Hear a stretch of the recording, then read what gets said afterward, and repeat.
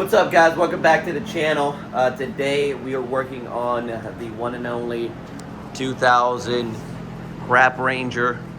Oh yeah, baby. Just kidding.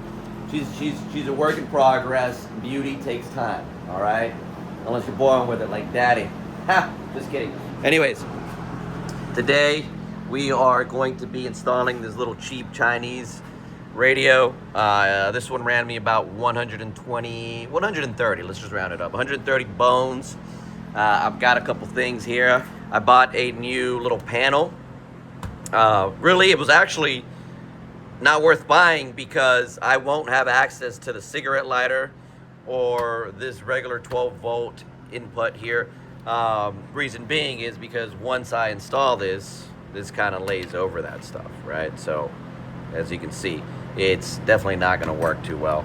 So maybe in the the point is, in the future I will be installing a different kind of radio, something that's more flush to the actual panel, because that just I don't like the way it looks. I just kind of got it just to get something right now. I didn't want to spend all the money on a really expensive one, but we're going to show you how I get this installed. Got some USB to Type-C little converters. Got all the components here to install the radio. Now, the big thing with these radios is this is the actual adapter that goes into the original wiring harness of the Ranger. It doesn't come with the kit, okay? Everything else comes with this kit. You've got your two USB plugs, which is this one and that one. The wiring harness for, I believe this is like, if you want to do the backup camera and a couple other things, GPS, or I'm not too sure. I think that's a GPS. But this is the wiring harness for the camera, for the rear view camera, the power to it, and then what will go to the actual radio. So this goes into the radio, and you have to wire these together, right? So you wire these together. And then this stays original to your wiring harness. This goes into your radio. That way you don't have to cut any wires on your actual radio. Now you can do it that way, but I don't really recommend it, because if you want to switch radios in the future or anything, it's a lot easier to just unplug this one, keep your wiring harness original, and not have to cut it short, right? And I bought two of these, knowing that in the future I will be having to install a new upgraded radio, because I know this one's not going to perform the way I like it. It's going to probably be pretty crappy, to be honest, in terms of the actual software usage. It's just, I don't think it's really going to be that great in terms of being able to touch things. I feel like it's going to be glitchy, but we know that going into it because we bought a little cheap one. But comes with the mic, GPS, rear view camera. I'm kind of concerned on how I'm going to be installing the rear view camera. You have to install it to the radio and then do the rear light. Kind of, if you see on the little installation thing here somewhere, it says that you have to, so you have to connect the negative pole to the reversing light.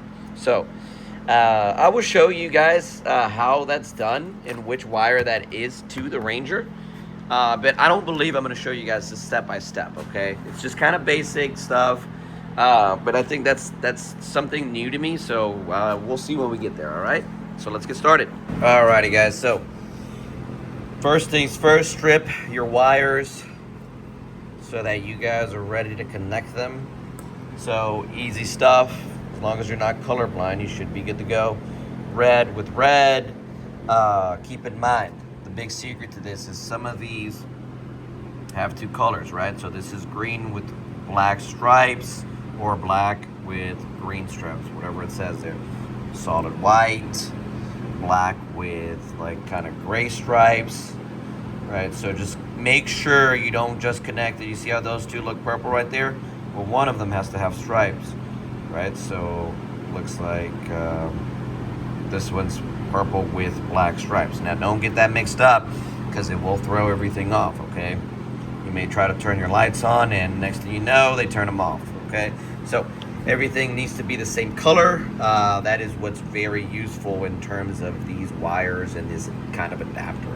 Everything comes pretty similar in terms of color wise when you buy this kind of adapter. If you were to put it directly wired from your Ranger, it's going to be completely different. So I recommend doing this method even if you have to wait a couple days for your part to come in. Amazon Prime is now available, so this came in overnight. All right guys, here is the final result for the radio. Pretty sweet looking, looks really clean.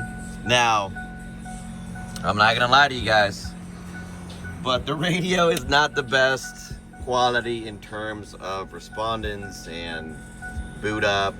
Pretty laggy, but we expected that when we bought it, right?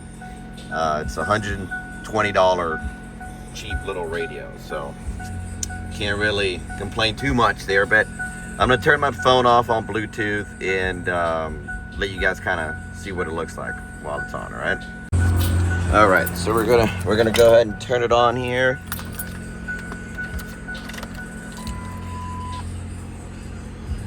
And there we go.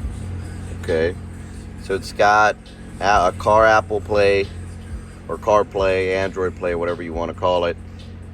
I'm not going to connect it right now because I am using my phone to record, but it also has a kind of already pre-downloaded song. It's not a bad song actually, right? So pretty good. It's pretty responsive. It's pretty responsive when you don't have it plugged up to Bluetooth. When you have it just doing its own thing, very easy to use, very quick. But in terms of it being plugged up to your phone, it's but kind of laggy. You can see it, as well as the GPS. Kind of tested it out a little bit. It's kind of laggy. I went with putting the wires, the USB wires, through under here. That I gotta clean it up, obviously. But I made a little hole on top of here so I can throw down my USB cables. And when I'm not using them, I have somewhere to put them down instead of them just dangling somewhere in the truck, right? So I thought that was pretty cool. Other than that, you will lose your ability to hook up your car wire little adapter there that goes in there, as well as this one. You'll lose both of them. Also, you will have hard visibility in terms of if you're actually driving. Your AC knobs are going to be kind of hard to see or hidden, I guess. But still, you can still get to them. So you can see it kind of covers it. Screen is big. It's huge. I would like a screen like this, but in better quality in terms of software and usage. This one's great. It does what you want it to do. Just not really my cup of tea in terms of quality overall. Screen is not 4K, I'll tell you what. But very pixelated in some parts. There's like a built-in video I could show you guys, and you can kind of see already. Not that great. Not that great, to be honest. Not impressed at all. But you pay for what you get for, right? So, and then I don't know what's going on with this video, but it doesn't like to stop for some reason, right? So you got to do this, then you got to do that, and then you got to do that. It's kind of annoying, and it's like a dedicated button for any downloaded movies you may have, but not planning on using that. It's kind of hard to get to the settings too. The settings are kind of hard to get to be honest. You go here, and then you just got to keep scrolling. It's got a bunch of different little settings, Android settings, car settings, all this stuff that it's weird. But that thing, installing it wasn't hard. And we also put the backup camera. So we do have a backup camera as well. And we wired everything where it was going to be hidden. Music stops playing when you do the backup camera as well. So keep that in mind. No music will play when you're doing reverse. There may be something that I did wrong, but from what I read, that's pretty common on these kind of radios. So we got the backup camera. I'll show you the quality one more time. Not the best quality, but you know, we get to see behind our car when we're reversing now, right? Um, so we've got that on there, and then the camera, I ended up going. So let me just block my license plate right there, right? So not the best spot, but I couldn't have put it up there, unfortunately. Um, the wires are all hidden, so you can't see the wires. We went through the firewall down here, and it also came with a mic. Haven't tested the mic out yet, but we'll see what happens. But hope you guys. All right, guys. So I've had the radio installed for about 2 weeks now in my car. I hope you guys can hear me, actually. But I've had it installed for about 2 weeks. Excuse my shirt. Um, it works good. It does what you want it to. At times it gets a little glitchy. It gets extremely hot, like extremely hot. So it's useful to sometimes put your AC vents facing all the way down so it can cool down. But it gets hot, real hot from the back. So keep an eye on that. Other than that, it's not too responsive when it's hot. As you can tell, nothing's happening. Doesn't want to do anything. You can tell it to go here, maps, something. It's not working, right? But these buttons work great, right? But sometimes the whole Apple Play thing doesn't really. And it's hot.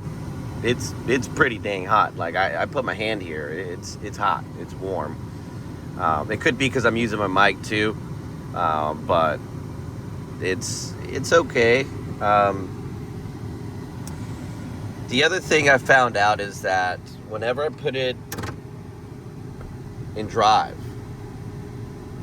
I can't see these buttons. So if you're driving, you're not going to be able to see these buttons down here. You're going to have to like guess which one's which, right? And then you can see the volume down button, but you're going to have to keep guessing on which one's which. Let's see if it goes into reverse. Yep, it'll go into reverse.